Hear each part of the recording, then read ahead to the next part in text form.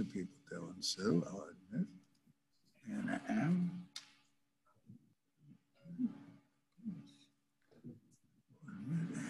And Liz.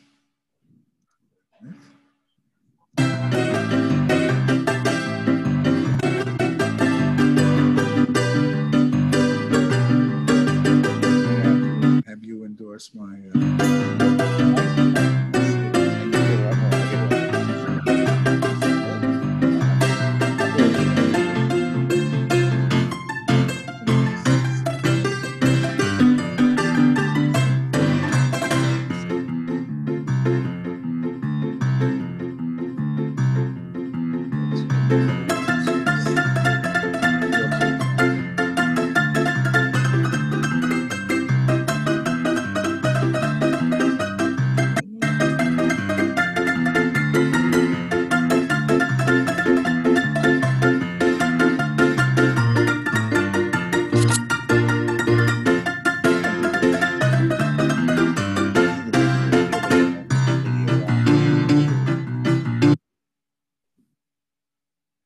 Well, good evening. It is 7 o'clock, and I think we'll get started on time. Let me just get back a page. And I'd like to welcome everyone here tonight. And for the first of 4 of our historical Maywood presentations, they will be done by the town historian, Betty Fetzer. They will last about an hour. And rather than me keep my yap going, I'm going to introduce Betty, and she's going to do some remarks, and then we'll start the slideshow. So if you'd like to take it over, Betty. Okay, thank you, Alan. Hi, everyone. Welcome to tonight's program, and I'd like to thank Caitlin and Alan here at the library for making this possible. This is a new adventure for me. I've done a lot of programs, but none like this, so bear with me if it's not quite what you want up to par, but you'll let me know somehow through town. I'm around and would like to hear from you. We called this program Spring into Maywood History, mainly because it is the season of spring and the history is what we're all about. And most of us live and work in this town, or we've been here a long time, or we are passing through, and I think you need to know a little bit more about it. The program tonight is the first of the series of 4. Each program will run about 35 years of our 120. We were incorporated in July 30th of 1894. Oh, I wasn't there at that time. Some people think I was. And this was an official vote. It passed 42 in favor and 4 against. And the vote separated us from and set us apart from Midland Township. Our population then was about 350 inhabitants in an area of approximately 1.2 square miles.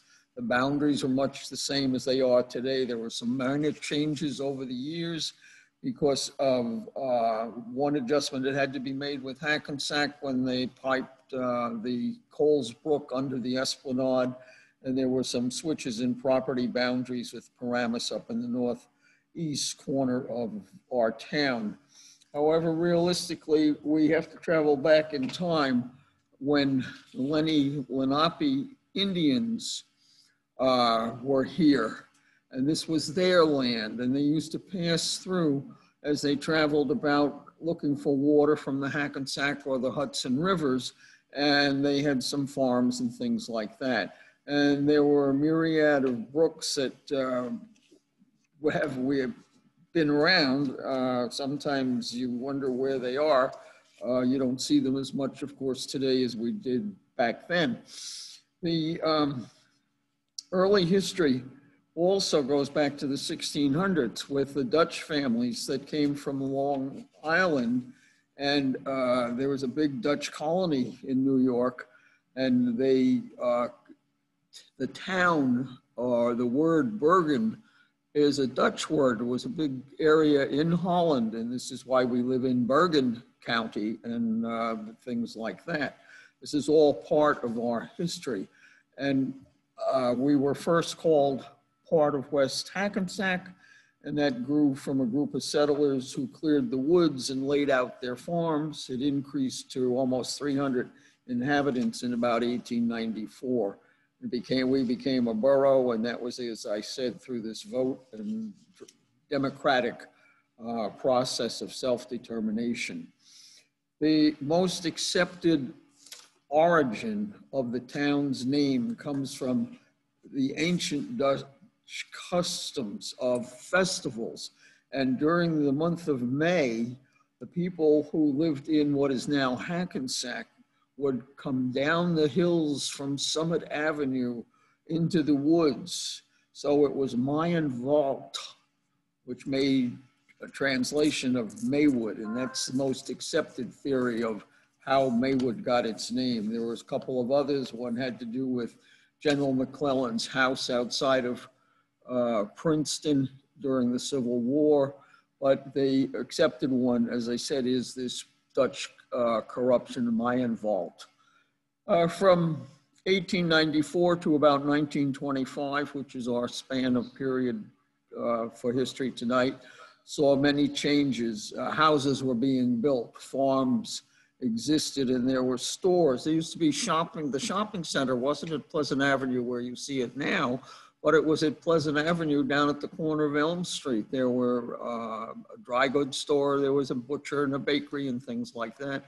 There's supposed to be a house on Grove Avenue even today that still has an old brick oven that goes way back to at least the 1890s, if not before. And this was part of our industry. The saying, as the town developed, and this was a real estate ploy, the saying was Maywood, the borough beautiful. And it was to encourage people from New York City to come across by ferry, because there wasn't George Washington Bridge, nor were the tunnels built at that point, but they could come here and settle and then become commuters, sorry about that, commuters to New York City. They would live here and go back and forth, and the rail service developed and the trolley service developed. And so what has changed? That's somewhat why people are coming today. The prices are right. You could buy a house for not too much money, and everything seemed to work out quite well for the people that were here. So let's take a look now at the homes that were available, and some of these are still here, and you'll recognize some of the locations. What do I do? Oh, I just want me to change it, that's just saying, right? Yeah, I want, sorry about that. I'm new at that. All right, this is a schoolhouse. It was on Grove Avenue between Maywood Avenue and Elm Street. It was the third schoolhouse. The first schoolhouse was in down by the railroad track. Somebody donated a hen house. They scrubbed it out and they had school, but they realized they had to have something better for the kids. So they built one on Spring Valley Road, and that had quite a few children going there, and it had a teacher, and part of her contract was that she had to keep the stove in the middle of the room going so that they were warm in the winter, and help to clean the floors and so forth and so on. But the town also made a contract with some guy who wanted to have his cow come and graze on the lawns that were around that building, and he paid $5 a month for quite a few years. And I guess the lawn looked pretty well manicured with the help of the cows. So we went from there. They gave up the schools because they became too crowded. Now, this is Maywood Avenue, looking south from Grove down towards Pleasant. If you sometimes have trouble with the directions, it's okay. Those houses are still there, particularly this one. You can see that there have been some changes, of course, over the time period. The road doesn't look paved, and it wasn't, but it did have a fire hydrant. So progress was being made, and we're on our way to becoming a real commuted area. This is Park Avenue. You would be looking from Maywood Avenue down the hill. This would be Elm Street down at the bottom here. There we go. There's a horse and wagon over here. The road again is not paved. And the firehouse was not there at that time. But we again had people living in town, working in town, and commuting from town. This is a favorite because it shows a lot of progress has been made. This is the corner of Passaic Street and Maywood Avenue. You can see the lady in her with her parasol walking along, long gown, fashion plate of the day. But way over here on the left, you see a new fangled machine. It's known as an automobile, and it's chugging up the avenue. That's Passaic Street. You wouldn't see that today. You probably would be run over by the other cars. Central Avenue was not as busy then as it is today. And some of the houses, again, are still there. And you've noticed as you see these different pictures, you see expanses of empty lots, you see big houses. And this was a sign of growth. And all these lots, for the most part now, have been replaced by homes, particularly in that area. Yep, they put in sidewalks on both sides. And they had a fellow in town at one point in the early 1900s who he had a plow of sorts. And if it snowed during the day, he took it upon himself to plow Maywood Avenue from the railroad station. Then he would head north so that the people who were commuting could get home and get to their houses. Today, the DPW does the job and they do good work, and they've got more than one or two roads. So that's progress. We're here at Maywood Avenue again. This house at the top picture is at, they've just done a lot of work on that house. It's at almost at the corner of Maywood Avenue and Passaic Street. And there are a couple of kids there and everything. But if you look down at the bottom picture here now, this is real progress because we have the trolley car. And this is another form of transportation. The trolley car would go from the Hudson River basically to Patterson. And it was a one track. So, but you had a way to get from one point to another. But tucked over on your far right is another horse and wagon. We're not completely out of that. The trolley, you'll see, has this rod coming up from the roof, and that's so it could have electricity to run, because that's how they ran. And there was a fellow in town who used to take the trolley from Maywood to Bogota when we went to send kids to Bogota High School in more modern times than what this picture is. But he said the boys would find a way to derail it so that the trolley would get stuck probably in Hackensack, and it would take forever to get it fixed. But school people couldn't realize why they were always late. So you did that on purpose, of course, but nobody was going to tell. So there you go. And what road did it run on? It ran Pleasant Avenue. Okay. Pleasant Avenue, the story with the island that we have in Pleasant Avenue now is that it was cheaper to bury the tracks than to pull them up, except they did pull up some of the tracks because they needed the metal for World War II causes. But that's another whole story. That's it. We'll do that another day.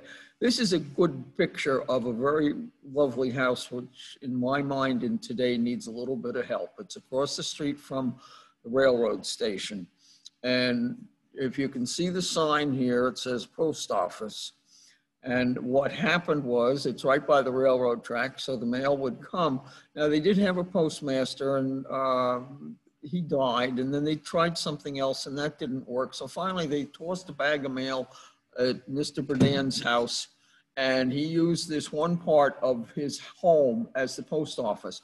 And you could go there and pick up your mail and take it home. And I've seen postcards that would be addressed to John Brown, Maywood, New Jersey. No street, no number, didn't need that stuff. People knew who you were or where you were. They hadn't started house-to-house delivery yet, but they had good postal service.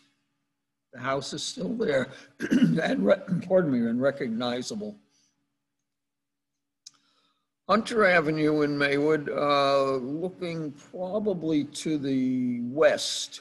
Hunter Avenue runs off of Maywood. There's a fire house down there, and there were a lot of homes on the part that ran west.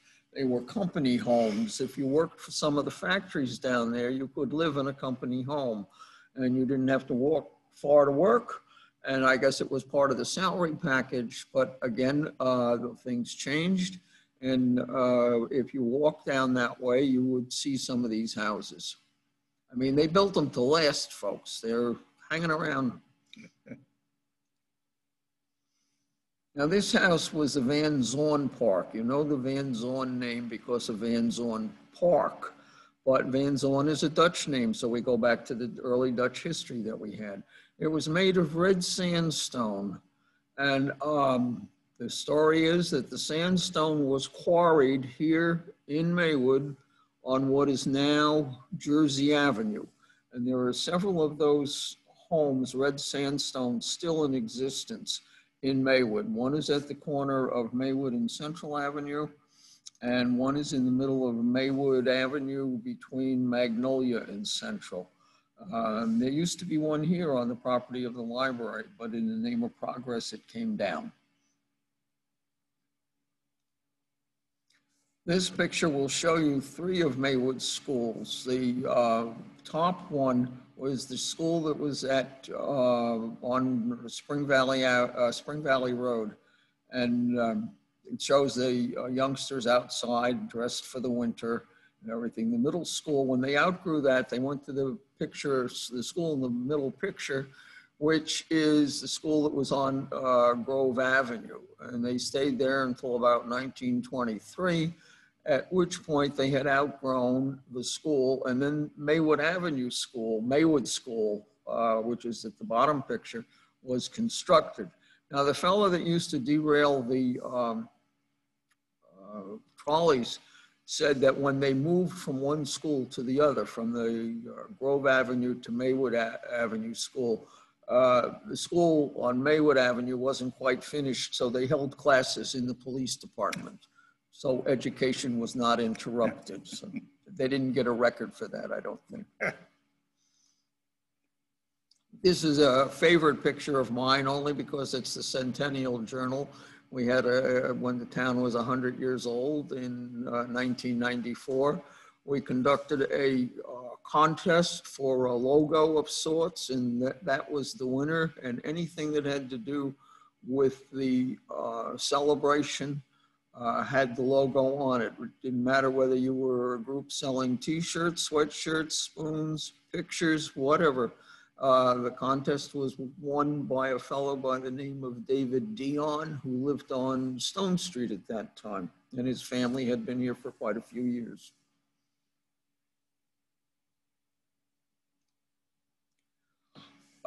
Fourth of July, of course, that's coming up soon, and there's a piece of the paper today in the Our Town about the parade and what's going to happen or not. But the building is the Borough Hall, and they're having a big celebration, and you can tell with all the fancy decorations, and the flag is flying up at the top, and we have speakers, and we have women dressed in their finery, and the umbrellas and the parasols were used mainly to keep the sun away from the people, not that it was raining. And you can see a few people in uniform, a few men, and this is probably into the early 1900s, Park Avenue. This monument as such was a sort of a railroad guardhouse for a short time. And you can see the tracks that are behind it. But in World War II, the fellow who was station master decided he would put all the names of the fellows in service from that part of town, from the railroad track to Essex Street. And all those names are there. One of the names that's on there was a fellow by the name of Bob Reedy. Bob Reedy grew up in Maywood.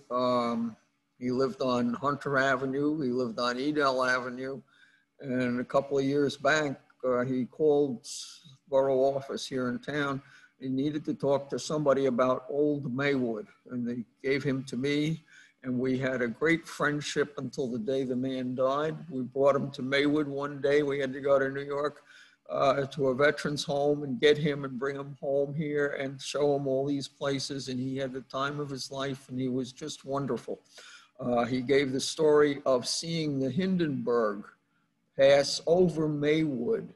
And somehow or other, the people who were running the school on Maywood Avenue heard that the Hindenburg would be coming, and they let the kids get out and sit in the back on the top of the hill there and wait for it to come. And they saw it on its way to Lakehurst. And he ran home after school and he told his parents, and they were all so excited about the whole thing. And then there was the horrible disaster when it exploded. And when he went to band practice that night, everybody was very upset and by the whole accident, but at least they had seen it. And it's just a couple of days ago, they celebrated the anniversary of that happening, about 1937. Thank you. Now, this is everybody's favorite corner in town. This is Palmer Avenue. This is Pleasant Avenue. This is what was eventually evolved into the Maywood Market. And you can see that we're a very modern town. We have cars, we have several businesses on the avenue, and I can't make the prices out in the window, but I'm sure they were reasonable because the town supported local businesses. Van Geysen Lydecker home, again, Dutch history goes with the house. The ballast from one of the ships is supposed to have been taken and put into the chimneys of the house, and it became the Lydecker house. And most people are familiar with if you've lived in town a while, Colonel Lydecker, who was the Grand Marshal of the parade from 1909 to 1969 or thereabouts, and he was a colonel in World War I, and that was it. And one of our former mayors and his family lived there, and currently he is Judge Padovano. Alcroft Road, which was Dutch named, house on a hill. The Cumberland House on Central Avenue is still there in good shape. Two fellows bought it, they redid it. Cumberland had a farm, a dairy farm, and there was lots of activity. And they heard that one of the Cumberland ladies was still alive when they finished working in the house. They called her in to see this beautiful job that had been done, and she stood there in the entranceway and she said, "Oh, it's gorgeous, but that door belongs over there and this window belongs over there." And there was all sorts of confusion, but they changed it, and she came back and it was as she remembered it. So, and it's still there, so that's good. Does it still look the same way? Or it looks basically the same way, yeah. And it's well cared for. This house on Oak Avenue is at the corner of Oak and Tamplin, and it's on Bergen County Historical Committee used to have a site for old homes and registry for them, and this was on that because these windows are curved and they have the appearance of a stained glass, and that was very unusual. And, that part of the house is the same. You walk down the street. Maywood Avenue, again, the house that they have been doing some renovations and modernizing it, but also restoring it to what looks like its former glory with the wraparound porch and everything. And then in the bottom picture, we have the trolley track, and we also have the horse and wagon. This is another picture of Maywood and Pleasant. You can see it's a little bit dark, but you can see the trolley there on its way, and you can see some of the houses nearby. You'll notice that we have always been a tree city or a tree town, and you can see that evidence in most all of these pictures. There, you want a tree, there you are. That's the same. We've seen that, and that's Van Zorn's resident. Van Zorn was Dutch too, and the lady in her parasol. Now, this is a crazy thing. This is part of a folder that was called The Maywood That Wasn't. This was a plaza, as you can see the road coming around here, and it was supposed to be at the intersection of what is now Parkway and Palmer Avenue. This would be Parkway, this would be Palmer. The intersection is there, the road is there, but the plaza is not. And they were going to have fountains and stuff, but that never happened. Approximately what years? I would probably go to maybe the late teens, 1990, yeah, there you go. You can see better how it was supposed to be. Parkway. What have they got? Plaza, but that's not it. That's Palmer. And they have Fountain Avenue. There is no Fountain Avenue here. So these things didn't happen. I think we have a real estate ad that goes with this. There it is. Now, this is why people love to come. You could buy a house, 7 rooms and a cellar and a garret, as it says here, which is an attic. And all you had to do was pay $12 a month, monthly installments. The price of the house was $1,200. With improvements, you could have a bigger house at $18 a month in monthly installments, 8 rooms, a cellar, and a garret. You wanted 14, you had a choice in all these things, much like you do today. Prices aren't the same as you can realize if you walk down the street and look at some of the, or read the real estate ads. They take your breath, never mind taking your money away, they take your breath away. Do any, like either of these 2 assets look familiar where they built, or is it just artist conception? I think more artist conception. Okay. If they did have something like that, it's not there today or recognizable today. Now, Maywood's first municipal building, the first borough hall, actually, it was a sportsman's club building that had been donated to the borough as it had been a clubhouse that they used. And eventually they gave it to the town, and then there was a fire, and then it got, of course, destroyed. And this building at the bottom was the borough hall that came to replace it. And that was the brick building that was there until about the 1960s. The house here with the arrow going around is on Grove Avenue. The house over here is on Maywood Avenue. Now, at one time, the World War I monument was out in the pathway here as you would walk into the building, and there were 2 cannons, one on either side of the monument. The stones for the monument were great big cobblestones that were said to have been collected by the kids of Maywood, and then a stonemason made the monument, and they put the names of the fellows that had been in the service in World War I there. That monument is now up at Veterans Memorial Park. Also listed, we have to make mention because you don't hear about it, we had men who were veterans of the Mexican War in about 1914, 1916. And you don't hear any mention of that. So, but they're listed up at the park also. This is a very elegant picture of the first mayor and council. You can see how distinguished looking they all are. And, the first mayor was Breckenridge, And it's strange that after all these years, even though he was the first mayor, I don't recall anything in town ever having been named for him. Maybe someday they'll do something, but who knows? In those days, politics was a little bit stranger than most things. I don't know that it's changed that much, but I can tell you that in 1923, one of my grandfathers was elected mayor of Maywood. He ran first on the Democratic ticket and lost. Then he ran on the Republican ticket and lost. And then they came out with what they called pasters, and they were sort of like stickers with names on them, and it was a ballot. It was, you put it on the ballot that you were voting, and that's how he got elected. Never gave up, see? See? Don't give up. That's the Borough Hall before the brick one. And the school is, again, back on Grove Avenue. Back to the other school. This is one of my favorite pictures. It just looks so peaceful and serene, and a time that certainly none of us were here for that. And it just is something to think about.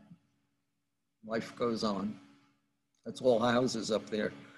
That's Grove Avenue School again. Now, the fire department is another thing that's very important. It was then, it is now. They are all volunteers, have always been volunteers. The reel here is sometimes seen in the 4th of July parade. You have to get the men out because they have to pull it. And when I was a kid, because my grandfather was my other grandfather, not the political one, the other one, was instrumental with the history of the fire department. And I got to ride, that you can't see it, but there's like a box carriage thing here that you could sit in. And as a kid, I rode once in the 4th of July parade with these poor guys pulling me. Lucky they don't have to do that today.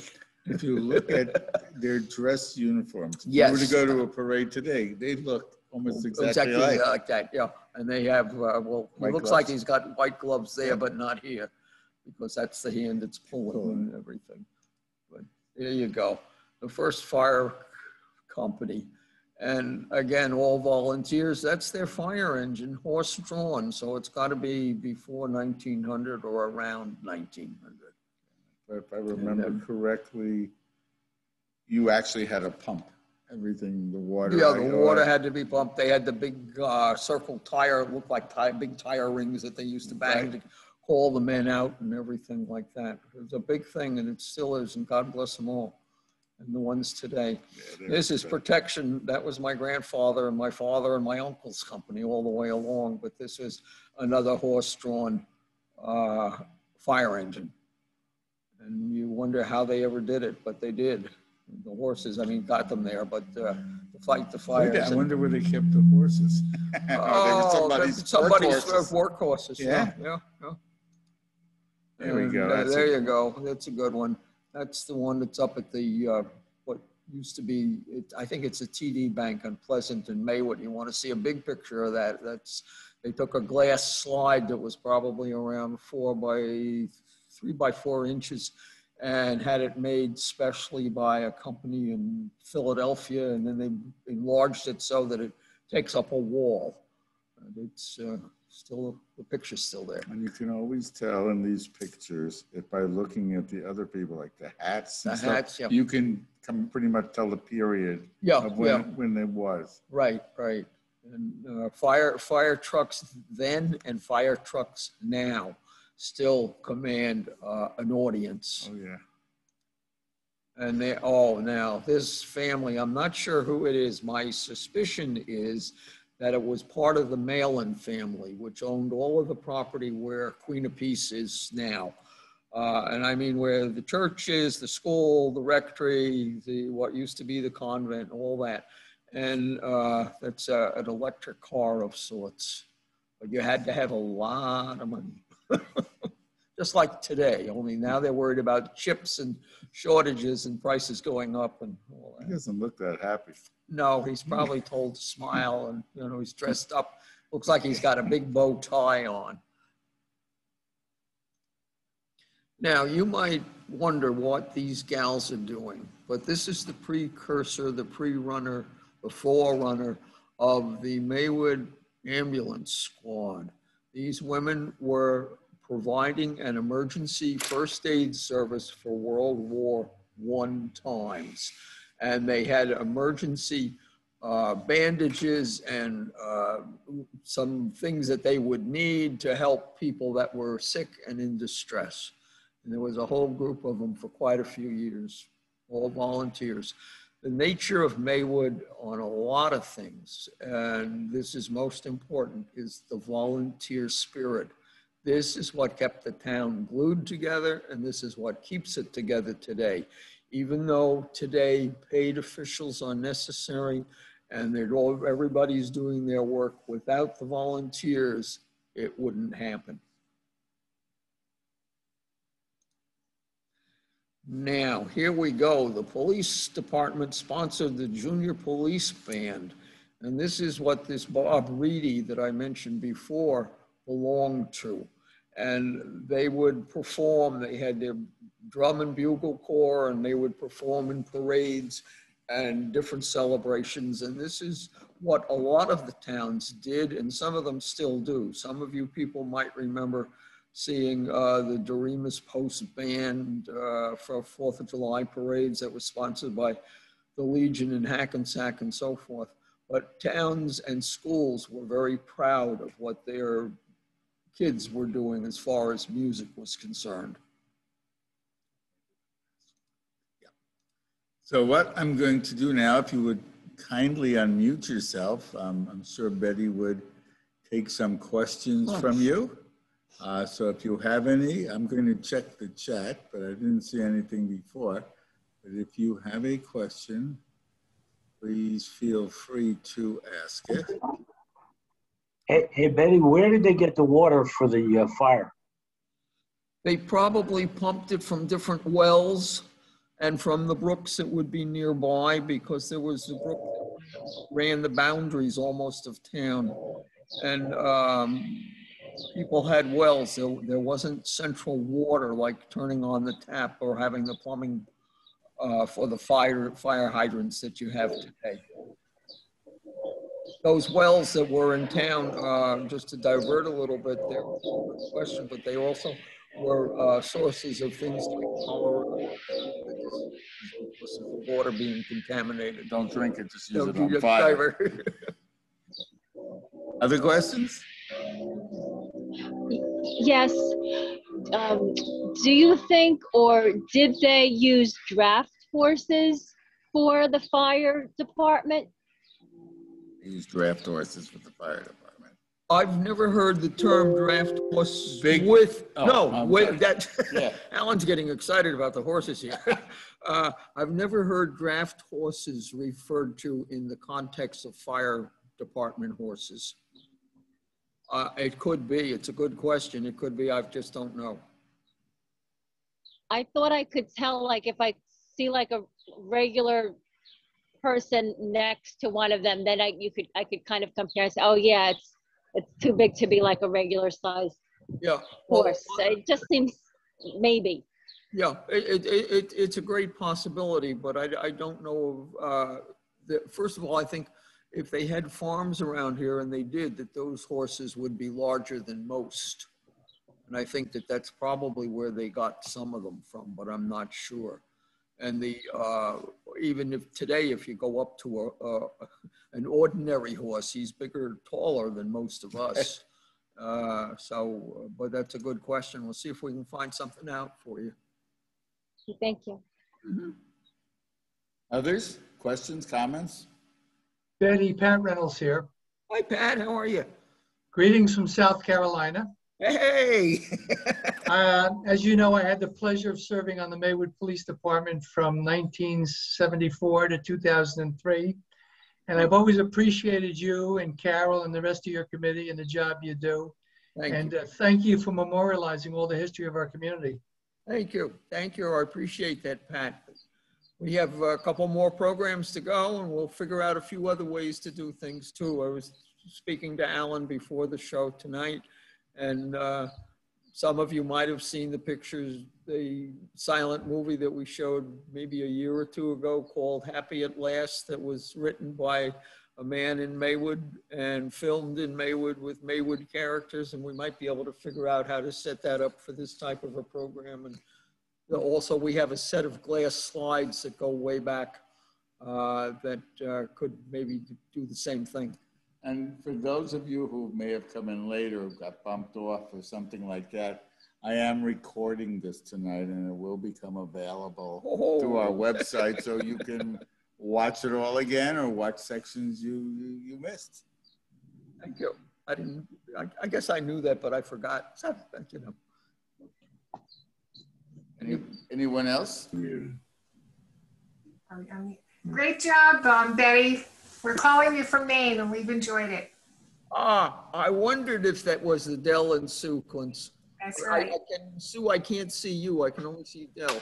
Oh, well, that's all that counts. There we go. There we go. That's great. I think of you often, particularly when I see Marguerite. And, yeah, yeah. Hope everything is well. How are things in Maine? There we go. There we go. Terrific. How are you? Great. Good. If anybody has any old pictures or any old memories, jot them down, send them to us. We collect stuff. We have a place up at 15 Park Avenue. It's been open, but now it's got to get cleaned up and reorganized. So anything is appreciated. Speaking of this, let's share this out. Our next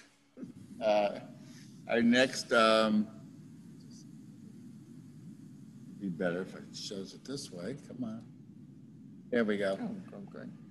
This is Betty's going to do it in 4 parts over 4 months. We are going to do it again on June 10th, and we're going to cover 1935 to 1950. And then we're going to take a break, and we'll start again, I believe it's September. And we'll do September and October. My 2 cents, it's been a joy working with Betty. I mean, I live in Emerson, so I don't live in Maywood, so I'm learning more about Emerson than I know about Maywood. I think that's the other way around. No, Maywood and Emerson. I'm from Paramus originally. What do I know?